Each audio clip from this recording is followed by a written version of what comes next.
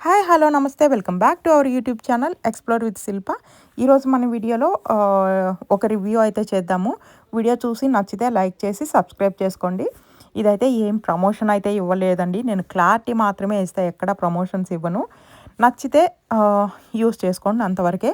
ఇండియాలో ఉండే వాళ్ళకి మ్యాక్సిమం ఈ యాప్ గురించి తెలియకపోవచ్చు. కాకపోతే సోషల్ మీడియాలో ఈ యాప్స్ గురించి బాగా ప్రమోషన్స్ ఇంకా ఎక్కడ ఓపెన్ చేసినా, నేనైతే ఇన్‌స్టాగ్రామ్ ఓపెన్ చేసినా, యూట్యూబ్‌లో ఓపెన్ చేసినా అసలు ఫుల్ ట్రెండ్ అనమాట. ప్రతి ఒక్కరు దీని మీద రివ్యూస్ ఇంకా వీటి గురించే ప్రమోషన్స్ చేస్తూ ఉండేసరికి నాకు చాలా 3-4 ఇయర్స్ నుంచి తెలుసనమాట. నాకు తెలిసిన ఒక అమ్మాయి సజెస్ట్ చేసింది. కాకపోతే నాకు నచ్చలేదనమాట. చీప్‌గా దొరుకుతాయి అని చెప్పి తను యూజ్ చేస్తుంటే ఆ క్లాత్స్ నాకంత హై లుక్‌గా అనిపించలేదు. మనకి మీషో యాప్ ఎలాగో ఈ షీన్ యాప్ కూడా అలానే అనిపించింది నాకైతే. అందుకే నేనైతే ఎప్పుడు ఇండియా నుంచే తెచ్చుకునేదాన్ని. రీసెంట్‌గా అయితే మరీ ఎక్కువ ప్రమోషన్స్ అయిపోయాయి. అందులో న్యూ యూజర్స్‌కి కొత్తగా మనము యాప్ డౌన్‌లోడ్ చేసుకొని రిజిస్టర్ అయితే మనకి ఫ్రీ గిఫ్ట్స్ వస్తాయన్నారు. సరే ట్రై చేద్దాము, ఫ్రీ గిఫ్ట్సే కదా అని చెప్పి ట్రై చేశా. అది ఎలా అయిందో తర్వాత చెప్తాను. ఫస్ట్ అయితే వీటి గురించి చూసేద్దాము. నాకు ఆల్రెడీ ఈ క్లాత్స్ మీద ఒక నెగెటివ్ ఒపీనియన్ ఉండడంతో ఇది చూస్తానే నాకు అస్సలు ఇంట్రెస్ట్ పోయిందనమాట. ఎందుకంటే చూస్తానే పైన మనకొచ్చిన ఫ్లవర్ లుక్ గానీ, ఆ లేస్ మొత్తము అస్సలు బాలేదు. చెప్పాలంటే చీప్ క్వాలిటీ లాగా అనిపిచ్చింది.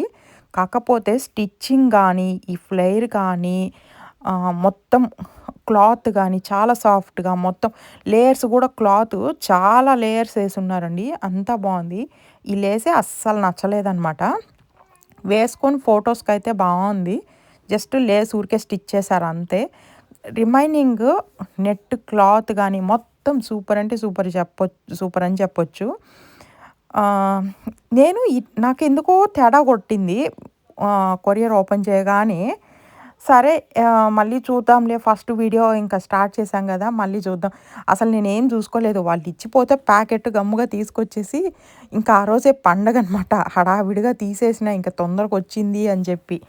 ఆహ్, దీనివల్ల ఏంటంటే మనకి షీన్ యాప్ అనేది చైనా వాళ్ళ యాప్ అనమాట. ఇండియాలో అలౌ లేదు. రిమైనింగ్ అన్ని కంట్రీస్‌లో అలౌ ఉందనమాట.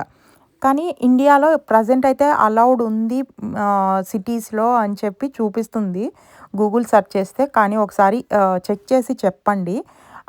షీన్ ఫ్యాషన్ యాప్ అని చెప్పి ఉందంట. ఆహ్, ఎంతవరకు అది వర్క్ అవుతుందో నాకు తెలీదు.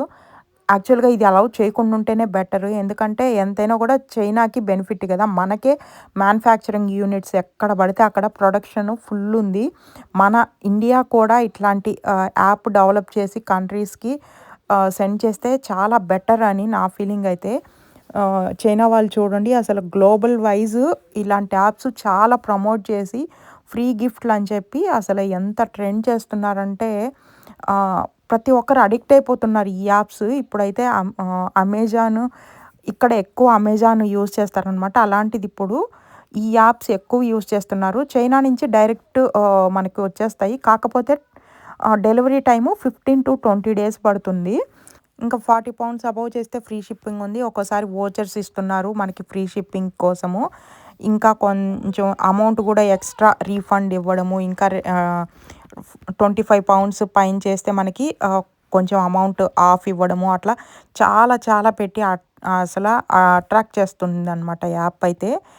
ఇంకా అదనమాట షీన్ యాప్ గురించి. అమెజాన్‌లో కూడా 35 పౌండ్స్ అబోవ్ చేస్తేనే ఫ్రీ షిప్పింగ్ ఉంది.